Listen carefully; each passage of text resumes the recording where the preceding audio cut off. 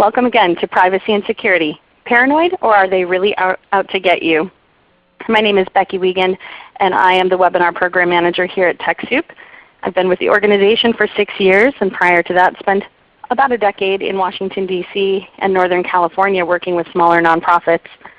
I was regularly the accidental techie, where I had to figure out the security protocol and how to protect and how to safely work with our technology and data online. Also joining us today is Julian Egelstaff, and he'll be guiding us through a lot of today's presentation using a Prezi. So if you are looking at the slide deck that was sent out earlier, you won't see all of his presentation, but we'll share a link to that later as well.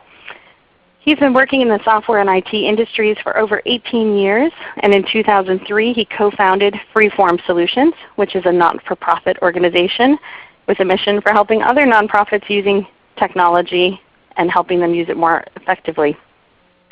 He's a lead programmer of Formulize, an open source software that lets non-programmers create database systems on their own website, CMSs, and mobile devices. And he is based in Toronto, Canada. So for all of the Canadians joining us, we've got one of your own today. Also joining us is Emily Eckland. She has joined the National Cybersecurity Alliance in 2011 as the Managing Editor of Digital Media. And today she serves instead as the Director of Digital Strategy and Awareness Campaigns. In her role, she leads the day-to-day management of Stop, Think, Connect, the National Cybersecurity Education and Awareness Campaign, as well as National Cybersecurity Awareness Month. And we'll be hearing from her about some of the resources they have available, as well as tips on how to secure yourself and your organization. We'll also have Kevin Lowe, who is a Senior Program Manager for NetSquared, which is a part of TechSoup Global. He is a prior tech analyst here and was our resident security expert for many years. He also recently authored our released 12 Tips for Being Safer Online guide, which is explicitly written for nonprofits and libraries to help them navigate online security. In the chat you will see Ali Bezdikian, who's there to help you with any questions and any technical issues. So feel free to chat into us throughout the webinar. A look at today's agenda. I'll do a quick introduction to TechSoup. Then we'll have a poll where we want to hear from you which topics that we have listed out today are the ones you care most about, because that will help guide us when Julian starts the Prezi on which topics we spend the most time on. So we really want your input on that and hope that you'll participate in the poll and also chat into us if there are areas that we're missing that you'd like to see us present more content on. He'll start off that Prezi with a not-so-tall tale of hacking that will illustrate how easy it is these days to bypass some security measures that might be lightweight because of your own behavior often. And then we'll talk about some practical privacy, security, and safety tips in a variety of those areas. We'll also talk about our online, Safer Online guide that's available that we'd love for you to use and distribute and share and remix for your own audiences. And then we'll have time for Q&A. Today's webinar is 90 minutes, and we hope you'll be able to stay with us throughout. If not, again, you'll get that recording later today so you can refer to any parts that you may miss. So TechSoup is a 501c3 nonprofit, and we are working towards a day when every nonprofit, library, and charity can access the technology, resources, and knowledge they need to operate at their full potential. We do this in a variety of ways, and we've been doing it since 1987. We have donation programs in partnerships with a handful, more than a handful of technology vendors and corporations that donate their technology. And it's saved more than $3.75 billion in IT expenses and served more than 200,000 charitable organizations around the world. You can find more about our work at TechSoup.org. Now on to our survey. This live poll, we're asking you to click on your top 3 priorities that you'd like to learn about today from this list. And if there's something not on this list that you'd like, go ahead and chat into us in the window. So do you want to learn more about how to tell what's a safe URL to click on? Do you want to know more about passwords and how to make them secure? How to make payments and transactions secure for yourself and for your audience via your website? Do you want to know more about privacy and maintaining security of yourself and your organization on social media. Protecting your computers, especially if you run public computing labs or have computers available to your community. How do you protect those? How do you protect your data on your computers? Do you want to know more about cookies and your anonymity online? What about email and spam? Is that a big issue for you? Would you like to learn more about how to protect your website and keep it secure? Are you considering or maybe already in the cloud with some of your organization's data? And how do you manage that and keep it secure in the cloud? Are you interested in learning more about public Wi-Fi and how to keep that locked down and secure when you're doing things using public Wi-Fi or making public Wi-Fi available to your community? So go ahead. I'm just going to give another moment for everybody to have a chance to respond. And then we will start off with that story I mentioned after we have our presenters introduce themselves a little bit. And then we'll use the results of today's survey as a guide to help us navigate through the next 80 minutes now. So I'm going to give just 5, 4, 3, 2, 1, and show our results here. So it looks like the great majority of you are interested in top priority is protecting your computers. So how do we keep that hardware safe? 71%, followed by security in the cloud, and then secure payments and transactions. Oh, did I miss one? Protecting your website, sorry, that would be the third. So protecting computers, security in the cloud, and protecting your website are the top 3. But we will hopefully be able to have time to touch on all of these topics. And again, if there are things that you have questions about or areas that we don't have listed here, go ahead and chat them to us. We have 80 minutes, so we'll do our best to get through all of these sections to some degree. But in that time, we're not going to be able to make any of us individual experts on security processes. But hopefully you'll leave with some really practical tips to help yourself, your organization, and by extension your community that you serve. So I'd like to go ahead and bring our first speaker onto the line and welcoming Emily Eckland to introduce herself and the work that she's doing at Stop Think Connect and the National Cybersecurity Alliance. Welcome to the program, Emily. Hi everyone, good afternoon. As Becky mentioned, my name is Emily Eckland, and I am the Director of Digital Strategy and Awareness Campaigns at the National Cybersecurity Alliance. We are a public-private nonprofit based in Washington, D.C., and our mission is to empower and educate people to stay safer and more secure online. And we do that through a couple different programs. I think the most applicable today is our Stop Think Connect program, which, as some of you hopefully know, is the global cybersecurity education and awareness campaign to help everyone stay safer online. And we are co-founders of the Stop Think Connect campaign, which launched 4 years ago, and it was a collaborative effort between another nonprofit group called the Anti-Phishing Working Group and 25 private companies and 7 federal agencies, including the White House. So we're kind of the Smokey the Bear type campaign, but for online safety. So we'll be talking a lot about some of our Stop and Connect tips and messages throughout this webinar. And another one of our core programs, as you guys probably know too, is National Cybersecurity Awareness Month. We co-founded that, and we operate all of the awareness activities throughout the month, all of our grassroots efforts, events around the country, Twitter chats, which will be happening later this afternoon, and all of the collateral that you see on our website. So I look forward to chatting with everyone today. Terrific. Thank you for that. And here's just an example of some helpful tips that they offer and resources that they offer across their organization. You know, the when in doubt, throw it out, avoid clicking on suspicious emails. It should seem obvious, but we know from research that that is the primary way that people get infected computers is by clicking on links that really shouldn't be clicked on. So just a little tip there before we take it to Julian. So Julian is going to be sharing his desktop and a Prezi If you're not familiar with those, it's just a more interactive type of presentation. And so he won't be able to see your chat questions or comments while he's presenting, but the rest of us will. The rest of us on the back end will. So feel free to keep chatting them in. If there are any issues where things move too slowly or your screen isn't loading, go ahead and let us know. Or if the size is funny, he'll be zooming in on lots of things with this Prezi. So even if something is difficult to read at first, he'll likely be zooming in on it so you can read it better. So just keep letting us know how it looks on your end so we can make sure that it comes through securely. And we'll also chat out the link to this Prezi. So if you have any trouble viewing it, you can also look along with us. Okay? Thanks so much. Julian, welcome to the program. Let us know a little bit more about the work that you do, and let's take it away.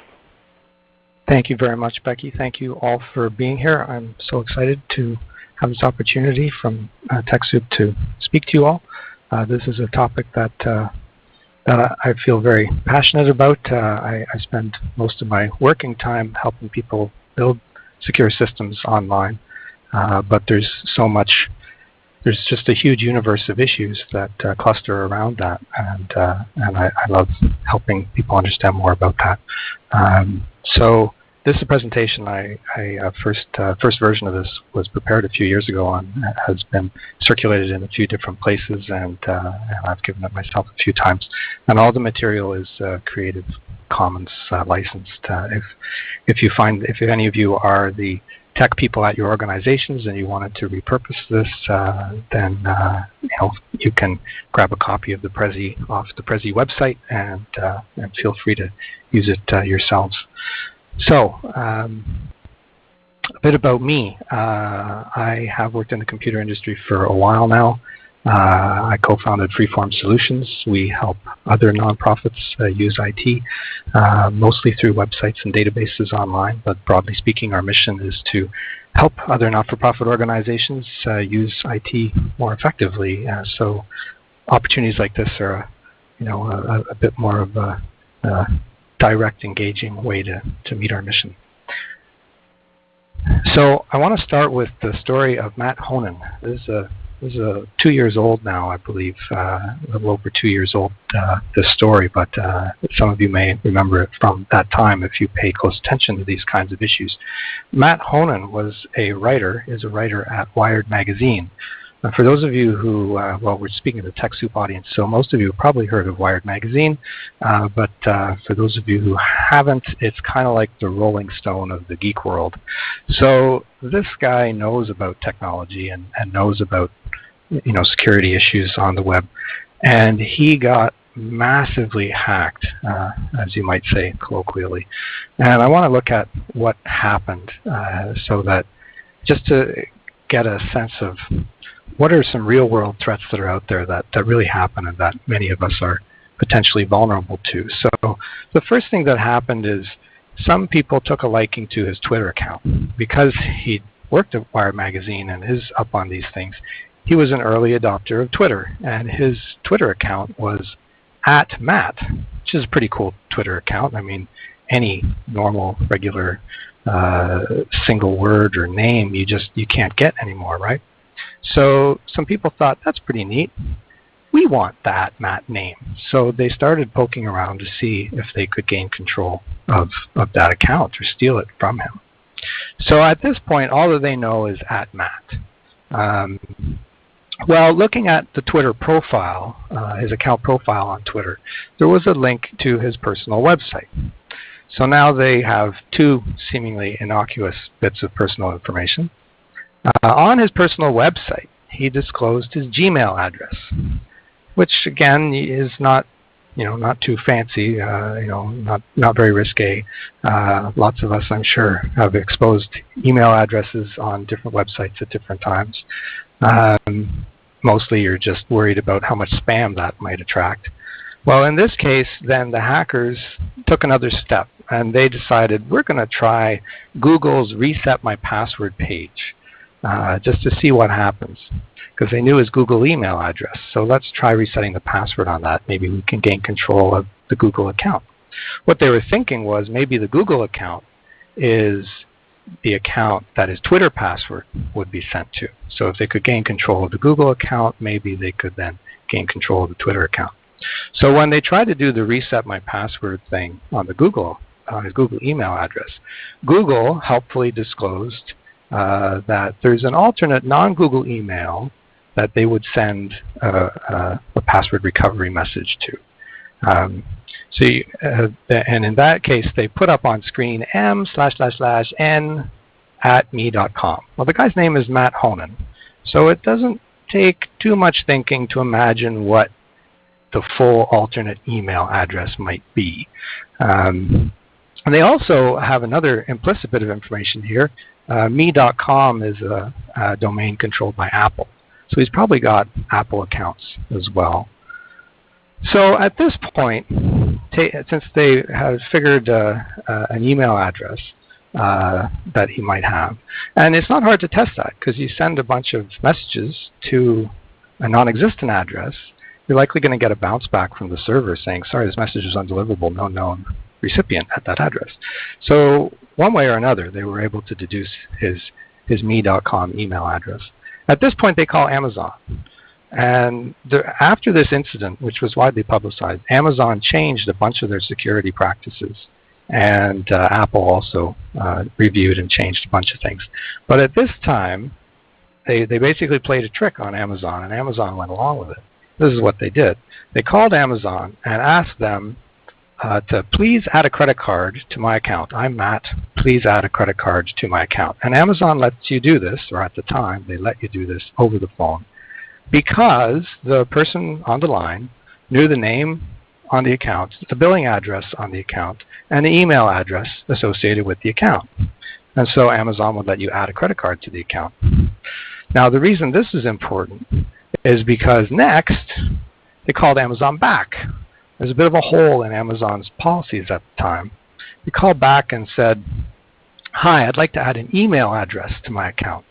And Amazon allowed them to do this because they knew the name on the account, the billing address on the account, and a credit card number that was on the account. Now, they knew the credit card number because they had just added one themselves. So now they had their own email address, some email address that they controlled, attached to his account on Amazon. So this meant that they could log in to his Amazon.com account. They could do a password reset thing on his Amazon account. And now they can see in Amazon the last 4 digits of all the real credit cards that he has on his account, because Amazon will do that. If you save account information, it'll show you the credit card information. And it doesn't reveal the whole credit card. It just reveals the last 4 digits. So now they know the last 4 digits of some real credit cards that are really his. And this is important because Apple, the next step on the chain is Apple. And Apple at the time, in order to verify people's identity, would ask for the billing address and the last 4 digits of the person's credit card. So they had just learned this from Amazon. And they called up Apple and said, I'm Mat Honan. This is my billing address. Presumably his address is publicly available. If you're in the phone book, your address isn't hard to find, of course. And they had the last 4 digits of the credit card thanks to Amazon. So they let him basically do a reset on his Apple account because they had, to Apple's satisfaction, proved that they were him.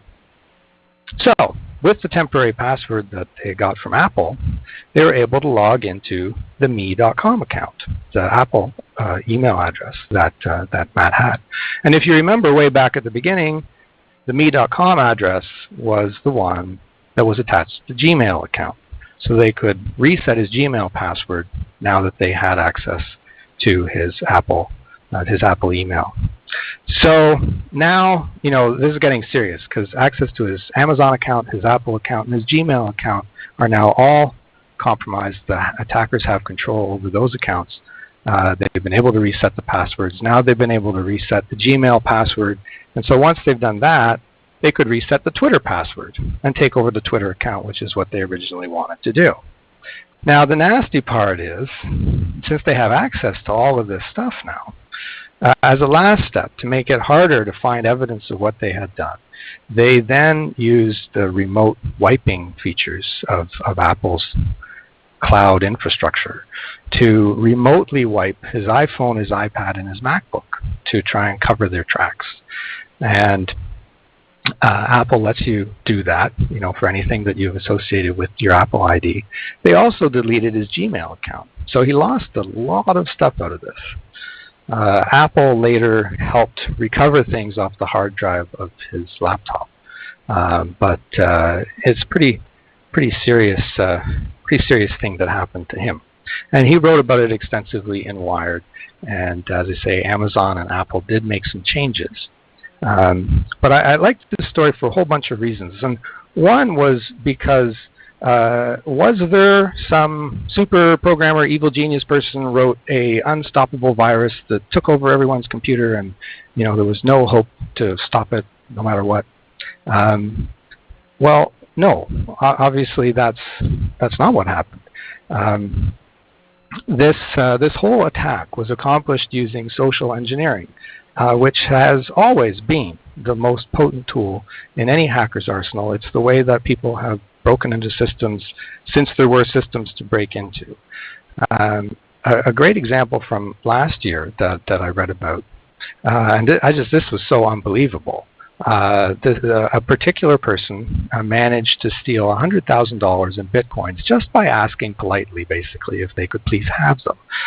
Now, you don't need to know what bitcoins are to understand what happened here. You just need to know that you can convert bitcoins into real money, and they're actually worth something when you do that. So this person had, well, as the quote there says, the Ottawa Citizen newspaper got a text copy of a chat session between the attacker and the tech support person in this, in this server space where the bitcoins were being housed. And at no point in the 2-hour-long conversation was the caller asked to verify his identity. Whatever he said and did on the call, the person on the tech support line at the other end just believed him, trusted that it sounded like he knew what he was talking about. He was the guy who he said he was. And so when asked, the technical support worker gained access to the locked server pen where the physical computers were located, plugged in a laptop to the server directly, and then manually gave this fraudster access to the servers of this organization where the bitcoins resided. And so the attacker was able to transfer those bitcoins to himself and then presumably convert them to cash later. And they were worth about $100,000. I'm pretty sure, although I haven't been able to confirm, that there's pending litigation about this. Yeah, it's a crazy story. Just with no, not being asked for any verification at all. It seems so unusual these days, but it does happen, even in 2013. There's a great book called Ghost in the Wires by Kevin Mitnick, who once upon a time was on the FBI's most wanted list as the most dangerous computer hacker in the world. A little overblown, probably, the assessment of him, but he has an amazing story to tell, and he's written this book which explains a lot of what he did. And although he certainly is very technically competent, a lot of what he did was really through social engineering, and he explains a lot about how he did that. It's a great read if you're interested in this kind of thing. So that's the preamble. Here's all the things we asked if you're interested, what you're interested in. So Julian, Becky, I think it's protecting your computer was the first thing. Yep, it's securing computers, and I'm happy to read them off to you since you can't look back and see those. But securing computers followed by security in the cloud. Those were the first two. So let's start with that, protecting your computer. Now, I know the most important thing about protecting your computer is backups in general, speaking at least of computers that, say, staff at your organization might be using. This sounds so mundane, but backups are the most important thing, period. And anybody who's ever had to go to a backup knows this. Anybody who's ever had to go to a backup that they didn't have knows this even more. And if you have never had to use a backup yet and you're not doing backups regularly, then you're one day you'll cross the line and become one of the converted, and it won't be a happy day. So backups are definitely among the most important things. Keeping virus scanners up to date kind of goes without saying, although what I hope you learned from a bunch of the things we talk about is just some general behaviors that will keep you one step ahead of the virus scanner. If the virus scanner has to kick in and stop a virus from doing bad things on your computer, you've already tripped up somewhere along the line. So it's a good safety net to have, but it's better if you can protect yourself. Software on your computer. This is basic thing to understand about your computers. Software on your computer has access to what your computer is doing. It does, not just what that software might be doing, but potentially that software can access lots of things on your computer. I want to give an example of this. There's a software called the PreyProject.com. You can go to that website and download this software, and you install it on your computer or phone. And it's very useful software if you want to remotely monitor your device if it's, say, not in your possession for some reason and you wonder where it is or what's going on. You can do this also for, say, iPhones. If you log into Apple's iCloud service, you can make them ping and make a noise so you can find out where they are. My kids do that all the time because they lose their iPod in the house, and so there's this periodic pinging that goes on, and they're looking for their iPhone. But that's, more seriously, if you're an organization and your laptops get stolen out of the back seat of somebody's car or what have you, something like the Prey software is useful. Now, an example of what it can do: you install this software on your computer. Well, what does that mean happens? Well, this is an example of a report that Prey generates. If you say, my device has been stolen, so tell me what's going on. Tell me if you can figure out where it is.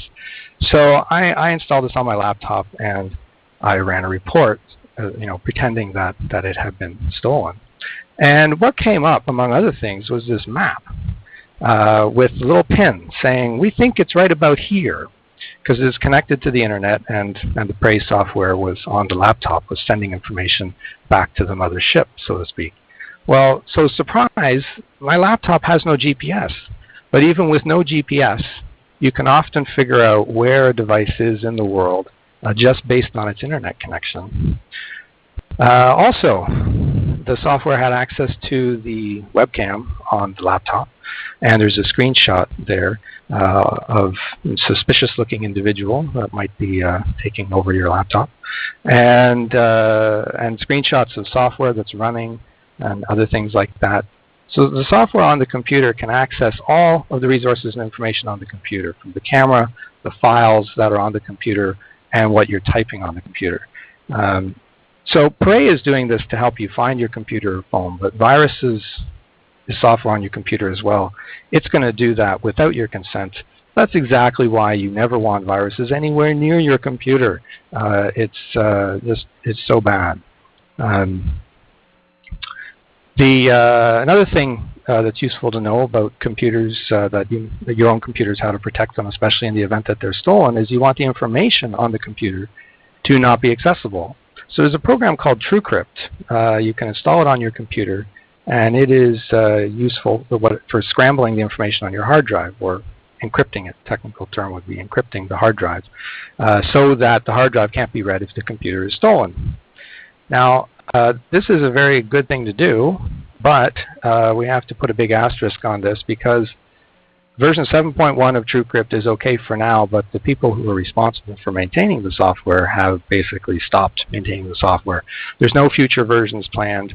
No one, as of right now, is going to be updating it for sure.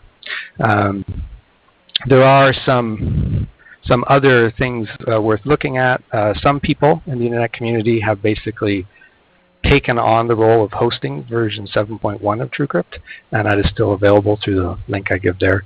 There's a similar program called Diskcryptor that you can use, and there's also built-in tools in Windows, Mac, and Linux that you can use. So that's my rundown of protecting your computer in general. But I know that some of you are interested in situations where you have a whole bank of computers that you might have volunteers using, or in a library you might have public access to those computers. Backups are less important in that case. Virus scanners are obviously super important. There's software that I know you can get that will wipe everything on the device in between uses, which is also a good thing. Unfortunately, I don't know any of that software specifically to recommend it or talk about it. I would also strongly recommend that in a case where you've got multiple volunteers using the same computer or logging into your systems, whether it's computers or logging into websites or whatever it is, every individual person ought to have their own account. This is something that I see organizations do all the time, where people share accounts. It's like, oh, we have the volunteer login and username and password, and everybody uses it, and it's like on a sticky note beside the computer or whatever. And I hope it's obvious why keeping passwords on sticky notes beside the computer is a bad idea, but even just having everybody share an account is problematic down the line. It makes it very easy for the volunteers to do their thing. But what about when one volunteer has done something really bad and has to essentially be fired? Then you got to change the password, and you got to tell everybody else what the password is, and until that happens, that volunteer still has access. The whole point of everyone having individual accounts for these things is so that you can control their access when you need to, because unfortunately for good and bad reasons you need to. It can be the good reasons are maybe that person gets promoted. They have more responsibilities. They need access to more software on the computer to do more things. If they have their own individual account, you can manage that kind of thing.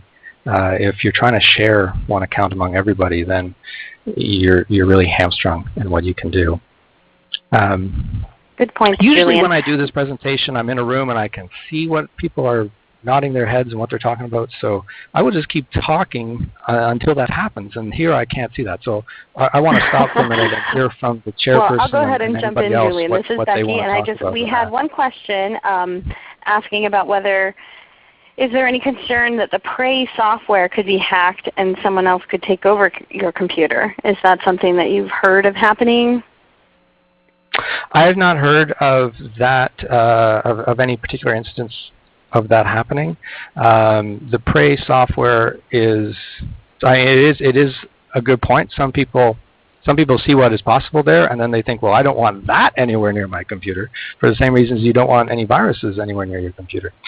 The Prey project software is open source software, so the source code is publicly available. Anybody who wants to review what the software is actually doing inside can do that. Therefore, I have a higher degree of trust in it than proprietary software that you buy but don't know what it's actually doing under the hood. If there was significant security holes like that in the Prey software, I'm sure some of the people who spend their days and nights focusing on this stuff would have found something wrong with it by now. In general, in terms of how it functions, it doesn't broadcast information until you have said, this device is missing. Please track it down. So it's not constantly sending a stream of information anywhere. That's not a risk. But yes, it's generally important to know what software you're putting on your computer, and does it do what it says it's doing.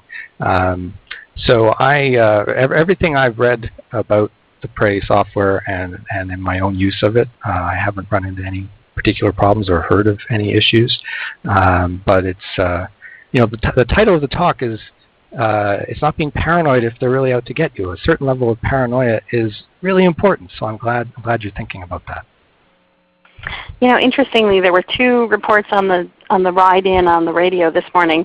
One was about a woman who had driven off the side of a mountain here in the San Francisco Bay Area in San Jose. She went missing, and her family reported her missing, and they were able to locate her by getting on her iPad and connecting to her iPhone using the Find My Phone feature that many phones are now coming up with, not just Apple products. And they were able to find her 17 hours later trapped in a ravine and rescue her and save her. So not only can it save your phone, but some of these can be used to save yourself, which is kind of great. And I know in the Haiti earthquake, that was one of the areas of disaster response. They were able to locate people based on their internet connectivity with various devices that people were holding on their persons and be able to find them under rubble days later. So it's kind of amazing. and somewhat scary because the ability to track people that well is really nuts. And one of our participants just commented that interestingly, OnStar could not find her, which she had OnStar in her car and it could not locate her. Wow. But they were able to locate her by her cell phone's Find My Phone signal. So pretty crazy, and happy for her that she was able to be rescued and is recovering. But the other story that was interesting was about litigation that's going on right now, where I think it's the Justice Department is potentially suing or maybe in suit with some companies around the lockdown features that are being introduced to help keep people from being able to see into your devices, whether it's a tablet or a cell phone. I think it was Samsung maybe that's being targeted for a newly released phone. I may be incorrect on that, but very interesting that there are government agencies that are also looking at the new device features that allow you to protect your devices and encrypt your devices that aren't happy about that because they want to be able to look in around some of the terrorist threats and things like that. And so I think there's going to be some legal issues finding the balance to that because it's becoming more and more regular issues in the news as we see that there is some necessity for that, but there's also a real privacy backlash for some justified reasons. So we'll have to watch those stories on the news pretty closely. Absolutely. So we have a couple of other topics up here, but I'm wondering, related to all of the encryption and security, I would like it if we could go into the password and two-factor authentication discussion because I feel like it's really related to this, and then we'll move on to security in the cloud. Does that work for you, Julian? Absolutely. Passwords. This is parts of this topic are kind of. There's a lot to know about passwords if you really want to know about passwords. I will try to cover things smoothly and quickly without too much techie detail. But the bottom line is this is what a secure password looks like. So I'm sure you all have passwords like that you use every day and you've memorized them all, right? Well, of course not. It's ridiculous, but that's what the experts will tell you. A secure password is totally random. Okay, well, why is that? Why do we care about, why does everybody tell you should have these ridiculous passwords? The problem that they're trying to protect against is not people sitting down at the keyboard and guessing the password. Because passwords that are a lot simpler than the purely random password are good enough to protect against people just sitting there guessing. The problem is when you hear on the news about these password databases being stolen from company X or Y. And the passwords are hopefully not just sitting there as plain text in the database. They're hopefully encrypted as what's called a hash. It's a particular type of encryption that you use for passwords and for other things. So what they do is they steal the list of hashes, and then they use computers to basically guess what all the passwords are. With enough guesses, they can basically compare their guesses against the list of hashes they've stolen, and they can figure out which guesses match which hashes, and then they deduce your password that way. So that's the reason you have these crazy suggestions for what a good password is to make it harder for the computer to guess. Now, there's a famous cartoon on this topic in tech circles that's right here. From the XKCD comic, and basically the top line is a typical kind of so-called strong password that people might use, or you might have heard people suggest, doing substitutions of numbers for certain letters, like a 0 for an O and a 3 for an E or something like that, or just adding stuff on the end of a word and so on. So these typical patterns that we use to try and make a simple word into a stronger password. But what he's saying here is that for a computer to guess that, it's fairly easy, and he's got some information there trying to explain why he thinks that's easy for a computer. Just trying to get to the right zoom level so you can see it all. There you go. But for a person, it's hard to remember, because was it trombone I started with, or troubadour, or where was the 0? And we've all forgotten passwords like that if you've ever tried to make one. The bottom line, he's got this alternate suggestion. Well, let's just make really long passwords out of simple things. Correct horse battery staple, 4 common words, And according to his analysis, it's hard for the computer to guess, mostly because it's so big. But it's easy for you to remember, because you can make up some little imaginary story. The horse is looking at this thing and saying, "That's a battery staple." Correct. Rather bizarre story. I don't make the comic, but anyway, you know, there's a suggestion for something that's hard for computers to guess and easy for people to remember. And his punchline is, through 20 years of effort, we've successfully trained everyone to use these passwords that are hard for us to remember, easy for computers to guess. Well, the truth of the matter now is that it's worse.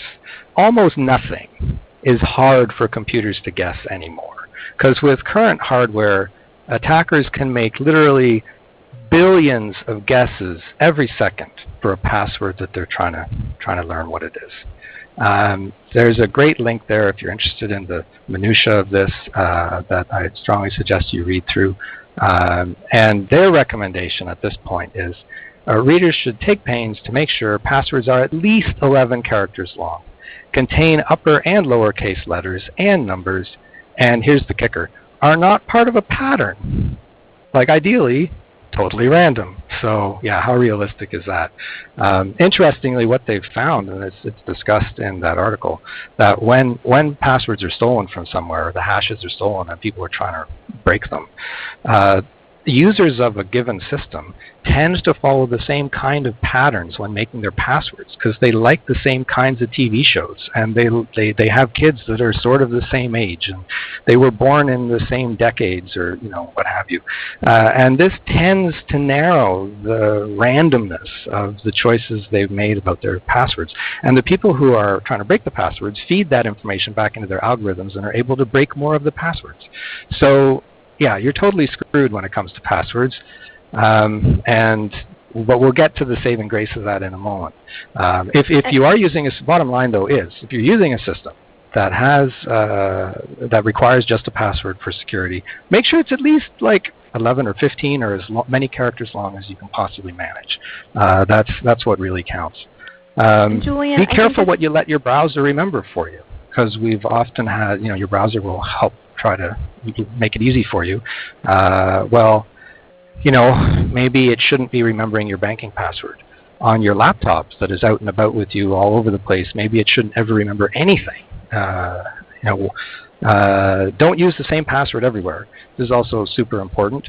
Your banking password should be used on your banking website and nowhere else. Because the first thing they'll do, if you remember the Mat Honan story, is they'll get some information about you, or they'll figure out one password, and then they're going to try that out everywhere else they can think of that you might have an account. So you want to use unique passwords in anywhere that's important. And here's the new hope for this kind of thing: two-factor authentication or two-step authentication. A couple of years ago, this was like nobody had heard of this, and now it's starting to become more popular. But where that is available, you really want to use that. So, like what is two-factor authentication? Basically, besides entering your password, if two-factor authentication is involved, then the site or service will send a code to your phone, and you'll have to enter that too. Or it might be, something else through your phone or some other device. But basically, besides the password, there's something else that you have to provide. And that way, stealing the password is not enough. The attacker needs to get your unlocked phone. It's not just your phone, it's like your unlocked phone, because just about everybody has some passcode or pattern or something for, turning on the phone. And without that unlocked phone, they're not going to be able to get into your, say, Google account or whatever you've set up with two-factor authentication. So where can you do this? A bunch of places, but not everywhere. If Mat Honan had done this on his Google account, none of what happened to him would have happened, or at least the punchline part wouldn't have happened. Now, interestingly enough, a bunch of online services offer this. Only certain banks. Financial sector is a little slow when it comes to this. They have a lot of legacy systems, and there's lots of reasons the financial sector works the way it does. But as far as two-factor authentication goes, they are way behind the web services like Facebook and Google and so on. Various other online services use it, and there's more coming online all the time. I think in another few years, it's just going to be super Julian, common. let's have, I'd like to have Emily weigh in a little bit on this as well, because that's an area where they really have a lot of expertise in helping people use two-part authentication, or the variety of names for it. So Emily, tell us what you guys are doing at the National Cybersecurity Alliance. Thanks, Becky. Well, we actually just launched a campaign earlier this summer called our 2 Steps Ahead campaign. And it's a multi-pronged approach to educating people about adding layers of security to their online accounts and going beyond the password to protect their accounts. It's actually through our Stop Think Connect program, and we have a whole section on the Stop Think Connect website dedicated to two-factor authentication, multi-factor authentication, two-step, 2FA, all of the various terms that they use to describe this. And as Julian mentioned, two-factor authentication is actually a security tool that uses multiple verification techniques to prove that the person attempting to log into an account is really them. So some of these may include a physical device like having a phone, or an actual token or fob, something that you insert into your computer, or it may be something like a password or passphrase or PIN that you have to access.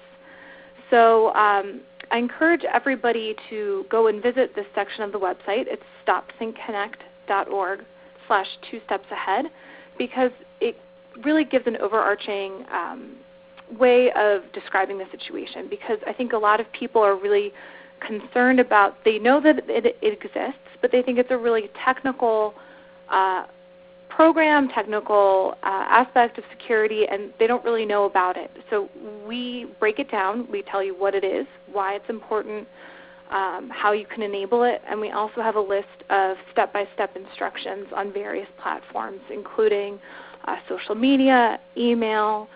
We do have some financial institutions, and then also some platforms that you guys may use in your everyday life, like WordPress and some other content management systems. We also have an instructional video and a tip sheet and some other infographics that would be good to distribute to your coworkers and your employees to let them know what this is, so that they can implement it at work and also at home. So I will send that actual link out to everybody, but and I'm happy to actually have to jump off in about 3 minutes to moderate a Twitter chat for National Cybersecurity Awareness Month. But I'm happy to answer any questions that people may have regarding two-factor authentication, and I will post the dedicated link to the campaign now. So thanks, everyone. Thank you, Emily. Appreciate that. And we will show some other resources from the National Cybersecurity Alliance later on. I just don't want us to have to jump out of the Prezi at this point to do so, but we will share those, and you'll get those in the follow-up email as well later on. So Julian, if you want to go ahead and continue, and then we should move on to security in the cloud as the next topic after we finish this one. Thanks. Okay. Yeah, if this was a face-to-face seminar, you would have seen me nodding through all of what Emily was saying. It's a great resource they've got there for people to use, and it's such an important topic. Passwords are broken, I think, in general as a security method, and it seems like two-factor authentication is going to replace that eventually. And the idea of mobile phones that everybody has with them, the story about the woman in the car is phenomenal, and I think the idea that people have these little computers with them now, so many people, so much of the time, that's what makes two-factor authentication possible for many services. And I think the mobile itself is transforming everything about computing. In 10 years, we won't recognize much. Another thing about passwords that is useful is some kind of password-safe software. KeePass is one. You install this on your computer, and it is basically a special encrypted piece of software that you use to store all your passwords instead of, say, writing them all down. The nice thing about KeePass is it'll just automatically generate a totally random, super long, crazy password you'd never remember, and you can just click on it in KeePass, paste it into the website, and you don't even have to know what the password is, but but there you go. Now, obviously, you're then creating a single point of failure in your password, security. That if somebody gets a hold of your KeyPass, then well, that's really bad. But there are 2-factor or 3-factor ways that you can actually log into KeyPass, so that people can't just sort of type in one password and there they go. You don't sort of have the master password that gets all the others. You can have 2-factor and more kinds of authentication for getting in. So the cloud.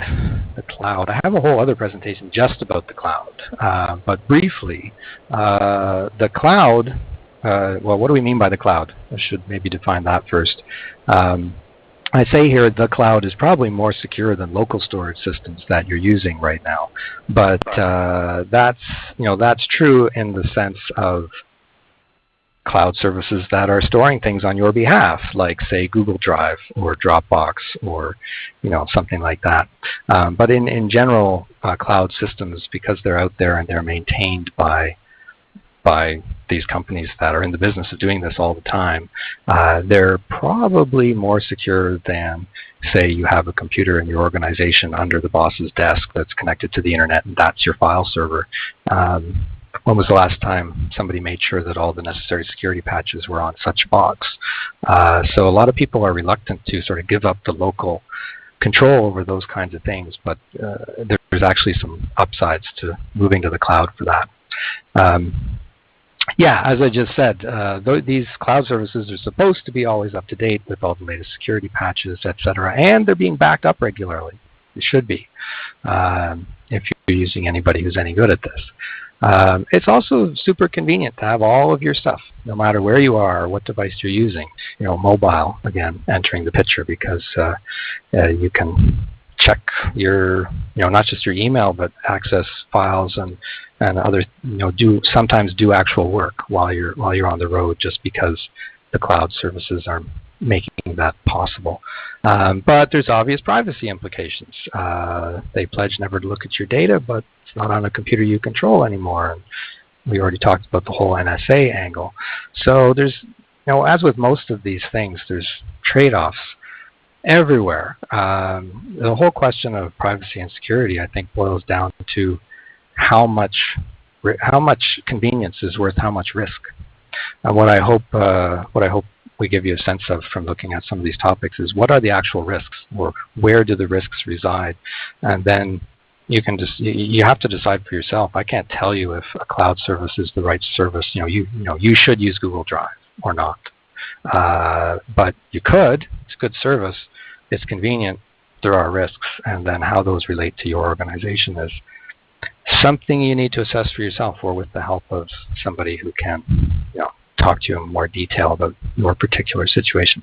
Are there other questions? Or that was a very high level look at the cloud. Are there other particular aspects about the cloud anybody wanted to get into? Sure. Well, we did have a question actually earlier on from Debbie asking about, when we were talking about protecting your computers, and you mentioned kind of if your file server is under the desk in a small office and nobody's really maintaining it or backing it up, then the cloud is probably safer. Well, she's wondering, what if you have a lot of staff people that come in either with their own devices, or whether you have a lot of volunteers that come in and out, and are there ways of administering that so that you can keep security for either your hardware systems or for your data if it's traveling around on people's personal devices? Do you have any tips on that that we could quickly share with her? Well, I don't work for Google, and I'm not trying to shill for them, but we do use Google at Freeform. And I know that there are some pretty specific access controls that you can put on files and folders, like entire folders in the Google Drive, so everything inside there inherits the same access permissions. And those permissions can be everything from anyone on the internet can access it, to only these people with certain email addresses can access it, or anyone who just has the link but you don't need a Google account. So there are particular, if someone is willing to put in the time and effort to maintain that, like this kind of goes back to the earlier point about, well, all your volunteers coming in and using a computer one of your computers in your office, they should all have individual accounts. Like, that's really ideally what should be happening. Somebody needs to be creating those accounts and shutting them off when the people are no longer volunteers, etc. All the people coming in with their mobile phone probably already have a Google account or a Microsoft account or something. And so if somebody wishes to provide their email address with access to certain files on the Google system, and I'm sure Dropbox or other services have similar ways of handling this, then that would be one way to handle it in a sort of robust and secure way. The whole bring your own device trend is certainly wreaking havoc on IT departments all over the place. But it's like a tidal wave. It's like everybody has all these devices and they're getting more and more and more used to using them themselves in the way that they're used to using them. And they just kind of expect things to be a certain way. There are, on Android, there is software that you can use to actually connect to a file server on a local network. If you actually have a file server on a local network, you could actually extend access on that network to the file server to their Android devices. The app that I prefer for that is called ES File Explorer, I believe. But there's a variety of different apps that will let you do that kind of thing. So like that's sort of a whole other way of doing it. Just avoid the cloud entirely and just connect their devices directly to your system. I hope that's enough. We should. Great. Yeah, I think that's really helpful. We have a few other questions, but I'd like us to move forward sure. excuse me, with the next topic, and we will get to those other questions, whether through chat or verbally. So the next section that people were most interested in was protecting your website, which we've touched on a little bit here and there, but let's go ahead through that section. Thanks. Yeah, so I'm sure, well, I'll tell you what I have to say about that. Protecting your website. This is what you don't want to have happen. This is like the homepage of some organization that magically one day turned into hacked by Punisher. And this was like only a few years ago, and I got a real kick out of this because it's so quaint. I mean, nobody hacks websites to just put up crap like this anymore. But, well, I guess some people do. This did actually happen. It was actually this particular organization that first contacted me to talk about these issues. They were motivated. So the thing about websites is, there's a lot to know about websites. So really you want to have somebody who knows what they're doing, keeping it up to date with security patches. Most of the attacks that are made against websites are automated. It's not some person there typing into the keyboard trying to hack into your website. They've written some program that is just hitting site after site after site after site, trying to run a certain command to try and get access to the site. They're automated attacks that are trying to take advantage of known holes that exist. Those holes have known fixes that if you apply the security patches, the holes go away. And this is a never-ending arms race in the world of websites. So you need somebody who knows what they're doing, just applying those updates on a regular basis.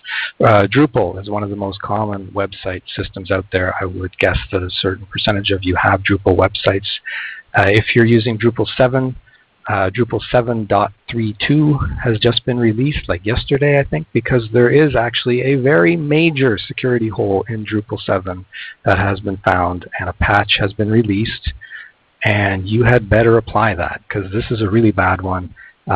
People can basically reset the password of your webmaster account and then log into your website and do who knows whatever with it. So if you're using Drupal, you totally want to take care of that ASAP. You also really want to make sure that all the computers that anybody uses to make any changes to the website are totally clean and secure.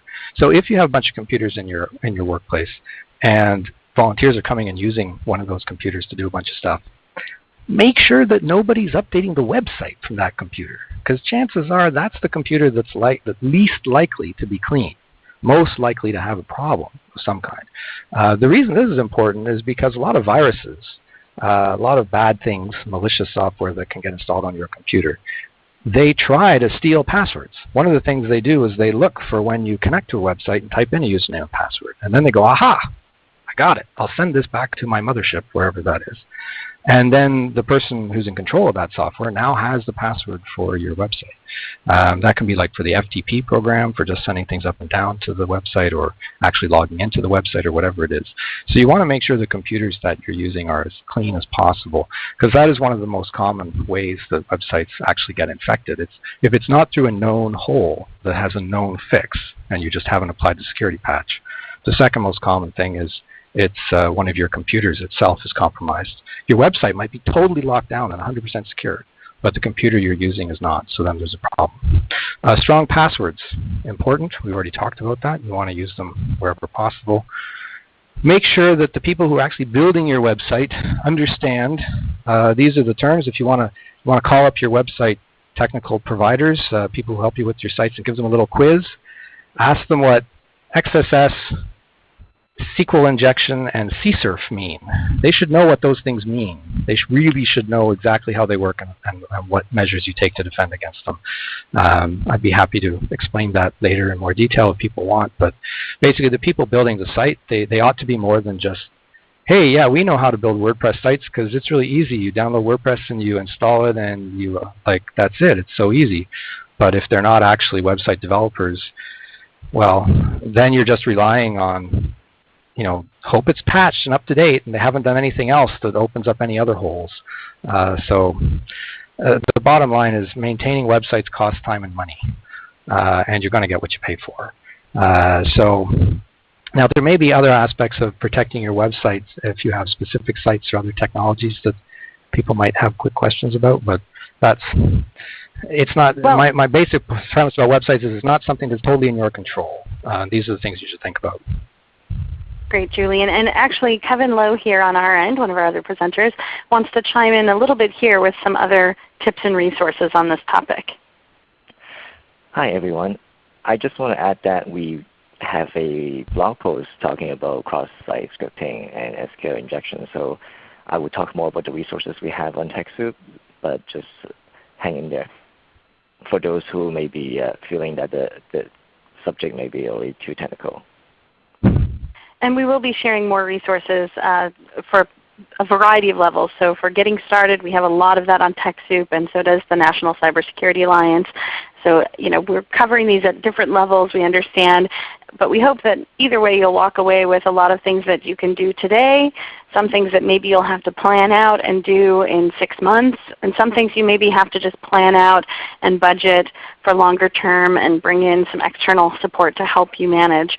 So we're giving you kind of the full package of as much as we can in the course of this 90 minutes. So with that, I'd like us to go ahead and move on to one of our next topics. So we kind of had a three-way tie here between public Wi-Fi, email and spam, and payments and transactions. So since we were talking about websites, why don't we go with payments and transactions Sure. and just that process, since that's very related to websites and not only how you use other people's websites, but how you can help ensure that your own website is secure if you process sensitive client data or financial data on your website or through your website, what to look out for. So take it away, Julian. Thanks. Thank you. Thank you. The critical thing is HTTPS, or the little lock symbol you get in your browser. Web browsers have come a long way, because it used to be just the HTTPS versus HTTP in the address line. And then they started showing lock symbols on the address line or in the corner. And now modern browsers will actually highlight the company that they think the website belongs to and beside the address. And so there's a lot of cues to help you understand where the site is coming from and if it's secure. You want to know what those cues are in the browser that you're using, but the bottom line is if you look at the actual address, is it HTTPS? Because the S part means it's secure, and if there's no S, it's not secure. So yeah, that's what I just said. If there's no HTTPS, you're not on a secure connection. So when you're connecting to your bank, when you're buying something online and you're putting in a credit card number, you want to make sure that that's on a secure connection. What that means is the information between you and the server is supposed to be encrypted and not supposed to be able, people are not supposed to be able to eavesdrop on that. And of course, if you are, as Becky said, offering things on your own website for sale, or people are registering for events and they're putting in their credit card number to register for that, or signing up for memberships, then the people who are maintaining your website or setting it up, they ought to be helping you make sure your website has HTTPS, because you don't want to be asking your visitors to not do the best practice here. My recommendation is don't ever store credit card information on any website. You hear all these stories about Target and other people, they get hacked and all this credit card information gets stolen.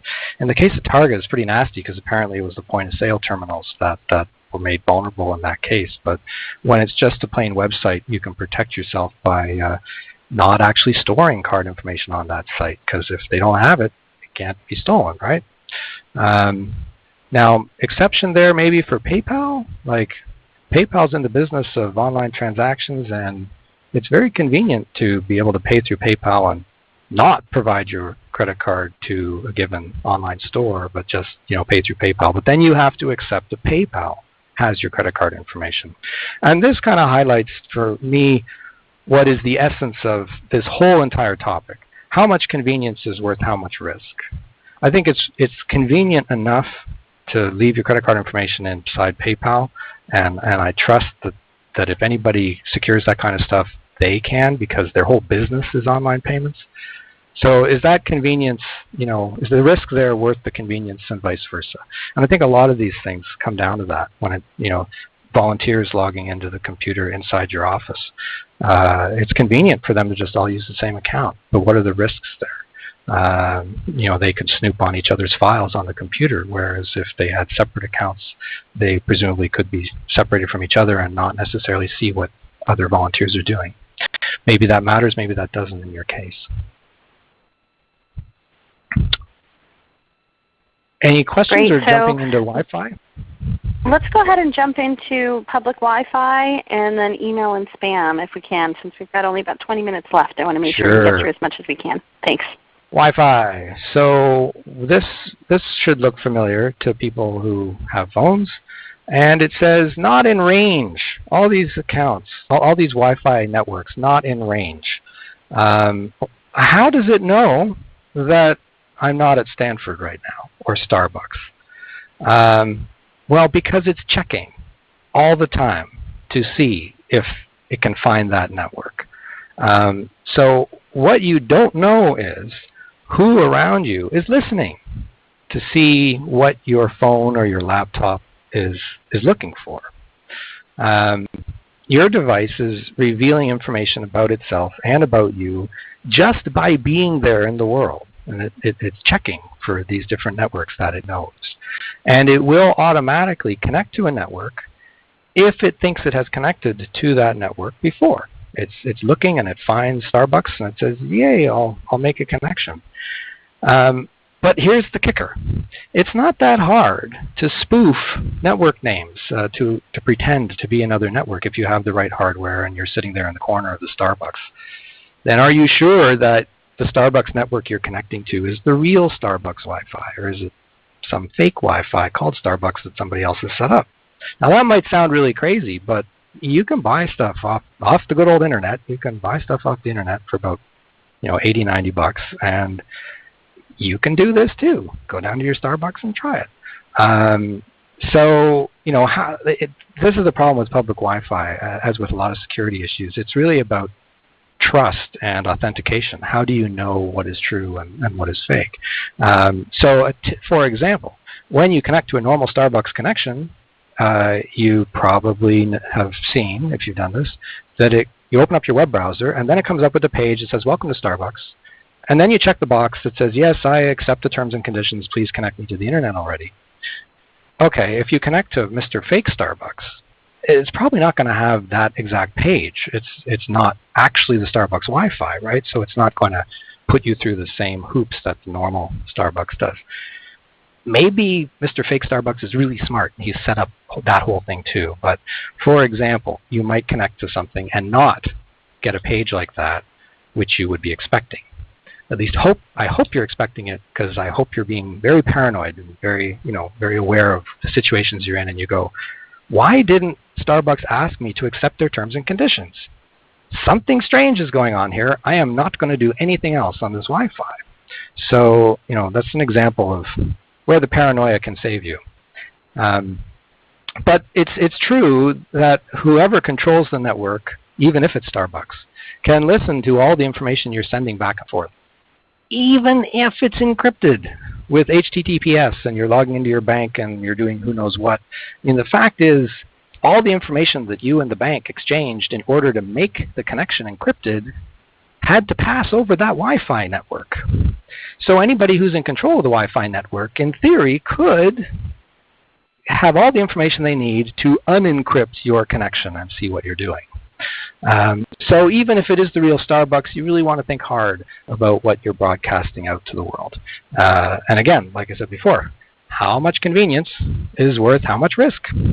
I can't tell you don't use public Wi-Fi, but you can think carefully in your case about what is actually important and valuable to you about that kind of service. Good points. So next would be email and spam. Email and spam. Can I just jump into URLs first, actually, because there's sort of sure, a little bit it's related. Yeah, piggyback on that. A prerequisite there a little bit. So URLs, which we also think of as links or addresses or site names. These days it's possible to use the internet and not even really use URLs at all. So not everyone might be totally familiar with that. But basically, URL is this old thing that you hopefully have seen before at different points in time, and you go to Google and it's google.com/ a bunch of stuff. So I just want to quickly show you a bit about how to read these things, because in my opinion, reading URLs is one of the most basic bits of online literacy you can have, and it can help you with the email and spam situation a bit sometimes. So here's the thing with URLs. You ignore everything after the first slash. It doesn't matter. Anything after that slash is irrelevant to determining if this is what this URL really is. Then going backwards from the first slash, you got the top level domain is what that's called, and there's a whole bunch, .com, but also .org, .net, .ca, .gov, etc. There's a whole bunch now. In fact, I think for $186,000, you too can set up your own top-level domain if you want to. It's going to become the Wild West, as if it wasn't already. So then there's the domain name, the actual name of the thing, like Google, Twitter, etc., that we think about as the name of the thing. That's the domain name. And then the subdomain comes next if you're going right to left. The subdomain mostly doesn't matter. It really does, what counts is the domain name and the top-level domain. You could also have multiple subdomains. And you probably may have seen website addresses like this that are something.something.something.name.com. Some organizations like to use subdomains because you might have a main website and then you'd have a couple sort of satellite websites that would be under a subdomain. So you and then subdomain and then dot your own name.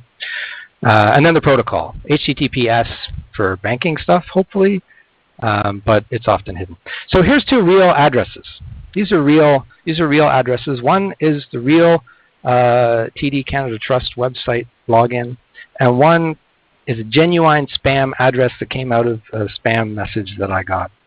And normally when I do this face-to-face, I then ask people to put up their hands.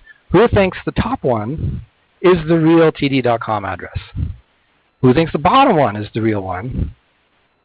And who just has no idea, is totally confused? Well, the top one is the real one. The bottom one is not. And here's how you can tell. There's the top-level domain and the domain itself. And that's the one that belongs to TD Canada Trust. If you're not sure about that, you open up a web browser, you type in td.com, see what happens. In the bottom one, the domain name is banksite. The TLD is .cc, whatever that is, probably some Pacific Island nation. So yeah, just run away. Don't click on that at all. So with that in mind, it's a little easier to understand. Understand what to do with email. So as was discussed earlier in one of the slides, Don't open those suspicious attachments. Haha, everybody says that, everybody talks about that, and we all think that we're smart enough not to open suspicious attachments. But I think there's a little more to it than this, because really, what counts as suspicious? Because here's the situation. Your friend's going to get a virus, and that virus is going to look through their address book and send everybody a message. And it's going to be some message from your friend that says, hey, I found this really funny website. You should check it out. Click here, or something like that. Or download this file or whatever. And it's from somebody you know. And maybe that person sends you a lot of junk all the time anyway. I hate people who send me junk all the time because it's like it screws up your paranoia sensors, right? How can you tell when it's for real or not? But so, suspicious messages aren't just from the Nigerian prince. Suspicious messages can be from anywhere, frankly. My advice is if a message does not contain information that only the sender would know, then it is suspicious. If it's saying, hey Joe, here's this great site you'd like, buy, like there's nothing about that message that proves to you that your friend actually sent it. If they say something like, hey Joe, looking forward to seeing you at dinner Thursday, and by the way, thought you might like this link, it reminded me of your daughter. Okay, now that's information that, I'm pretty sure that message is not created by a virus. So anyway, that's my pitch for getting even more paranoid about suspicious messages. Now, as for how to read them or how to, where do the URLs come in? You may or may not know the TechSoup audience, so you're probably, some of you, fairly technical, and you know that email has headers. If you didn't know that email has headers, now you do. What's headers? If you look in your email program, Outlook or Thunderbird or whatever you might be using, there's probably some way to get it to show you like the full message or the message source or the message headers, and they'll look something like what I've got here. And the message headers show you the history of the message. So if you're not sure what's actually going on, you could look in the headers. These are real headers from a message that I got, and I've highlighted here some of the URLs. So it's saying this is received from the University of Toronto, and then another server in the University of Toronto was part of the chain that this message went through, and then another server at the University of Toronto was part of the chain that this message went through, and then Google is involved as well. But that actually makes sense because this is a message from someone at the University of Toronto to me at work, and our work email goes through Google. And then Google handed it off to me at Freeform. So that's the message history here. So that looks like a whole lot of indecipherable mess. But if you take a few minutes to review the URL stuff and know how to read them, then you can look at a suspicious message, look at the headers, and see if it actually jives or not. Even the headers can be faked. The bottom line is those links. If you hover over links in messages and the link is, your email program should give you a way to figure out what the source of the link is. It might display the link at the bottom of your window or something as you hover the mouse over it. And if you can read the URL, you can tell, is it going to td.com or is it going to banksite.cc? And if you know that, then this is why you don't need your virus scanner to save you if you know about those kind of things. So yeah, hover over the links. Mail program should help you figure out what the destination really is. And if the domain in TLD is suspicious, then yeah, don't click it. Great advice. And with that, I'm going to go ahead and take us out of the Prezi, even though we didn't get to the last couple of categories. They are in there, and so when you get that email later today, you can look at the other couple of sections we didn't get to. I think it was mostly the social media one, and maybe that was the only one because we're just running out of time at this point. But I want to go ahead and show a couple of slides that Emily provided for us. So earlier we talked about two-step authentication, and so these are some places to get more resources on that. And she already shared that link out in the chat. We'll include it in the follow-up email as well. And then also we have some tips on ways to keep your organization safe that she wanted to share with you. How to take an inventory to assess your risks, tips on creating a cybersecurity plan.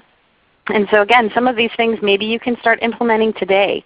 Other things maybe you need to plan out as part of a prevention strategy and how to resolve any problems that might come up from some of these things, and how to restitute or get restitution from them. If you are victimized by any of the various cyber attacks out there, things like how to protect your customers and members, audience, or stakeholders. And so she's got great tips on all of these things, specifically geared toward businesses. So we know nonprofits aren't companies so much, but they are very similar in operation to a lot of businesses and have stakeholders and communities that you serve.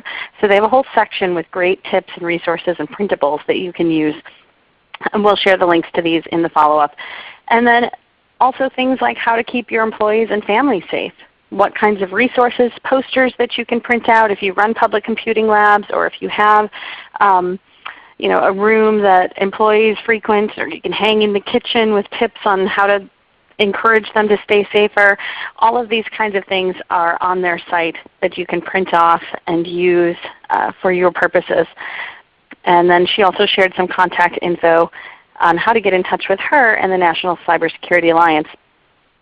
Quickly, I want to have Kevin come on and just talk about our guide that we recently created and share a little bit about that. And then I'm going to chat out something about a contest that we're running right now to help you win a Surface Pro tablet. So watch for that, and we'll talk about it in just a moment as well. Welcome, Kevin. Thanks, Becky, and thanks, Julian, for providing us with such great tips, and for all of you sticking around. We want to tell you about our new guide that we publish in honor of National Cybersecurity Awareness Month. Our new guide provides 12 tips to being safer online, and they fall into 4 main areas: how to be secure in your office, how to use social media safely, what to be aware of when you're away from the office, and using the cloud safely. So these actually fall into the earlier topics that you chose during the poll, and if your area was not covered, it probably is in our guide.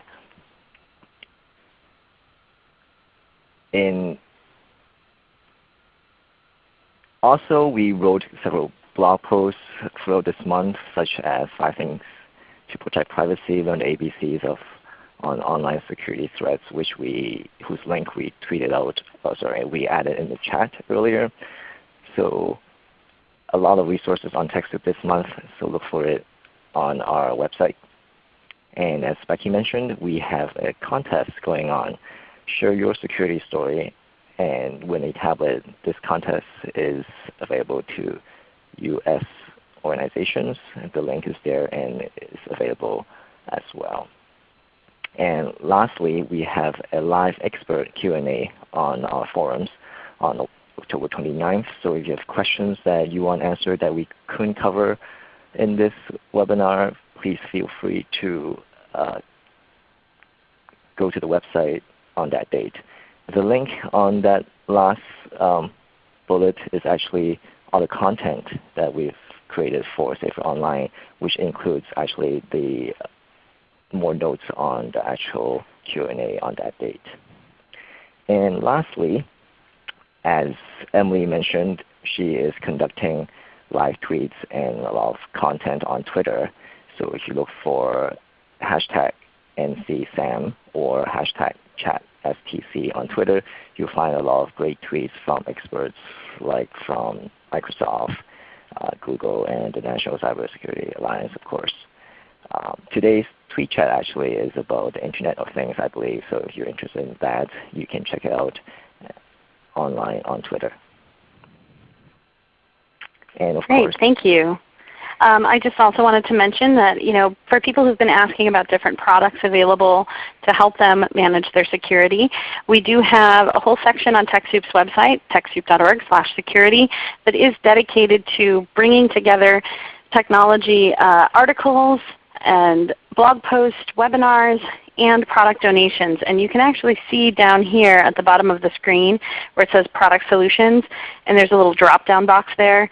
That drop-down box has categories like the one you see on screen, virus and malware protection, but it also has backup and recovery, and I believe other security products that you can look at. And so those are available depending on the program and the donor who's distributing it, some of them are donated, some of them are discounted for nonprofits and public libraries, but you can find a lot of different options there if you're looking for new installed security software, or even if you're looking for security software that you would install on a server that can then distribute that to your network of computers if you run, if you have a whole network, or if you have a bank of computers that are running off of that server. So we have actually covered most of the questions in the chat, and I know people are still responding to them. But since we're just a moment away, I do want to once again point you to join us in our community forums. Go to TechSoup.org/community where you can ask more questions, and you can participate in conversations there anytime, as well as on the 29th when we have 29th or 24th. Did I get the date wrong? On the 29th, sorry about that. In our forums, we will have that event to specifically talk about your security needs, but anytime you can go there and talk about, ask questions and share your own expertise on this topic to help encourage and promote more awareness of how to stay safe online. This is National Cybersecurity Awareness Month, so we will be doing a variety of events and resources for you to help you become more secure. In addition to that topic, we are having a host of other events later this month, so if you're in the Bay Area, we would love it if you'd join us. Next Wednesday in the evening we have the Storymakers Gala. So for those of you who have participated in our digital storytelling campaign this year, we will be awarding those $5,000 grand prizes at this event, and it's a free party to join us in the evening if you'd like. We also have a webinar next week on making sense of financial literacy, and this is primarily geared toward libraries and organizations that teach and instruct and have programming on financial literacy, so perhaps homeless shelters, domestic violence shelters, community centers, and of course our public libraries who are joining us today. Then on Friday next week we'll have a webinar on choosing your QuickBooks adventure, where we will be tackling your topics of QuickBooks to help you get better at financial management for your own organization. And on the 30th we'll be talking about how to crowdfund your way to year-end success. There are many more to come, and you can find these and other events and archives at this link below. I just want to mention that today's webinar was supported by Microsoft with a generous grant from them, and that we as TechSoup Global, we are a champion of the National Cybersecurity Awareness Month.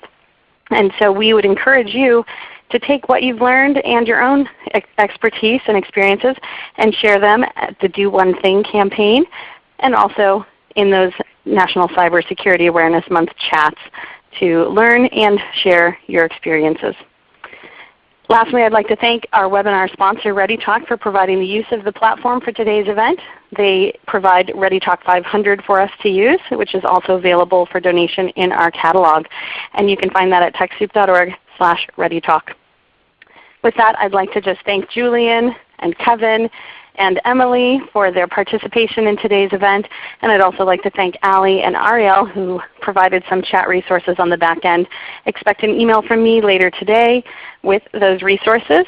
And thank you all so much for joining us. We hope you'll join us again very soon. Take care and have a terrific day. Bye-bye.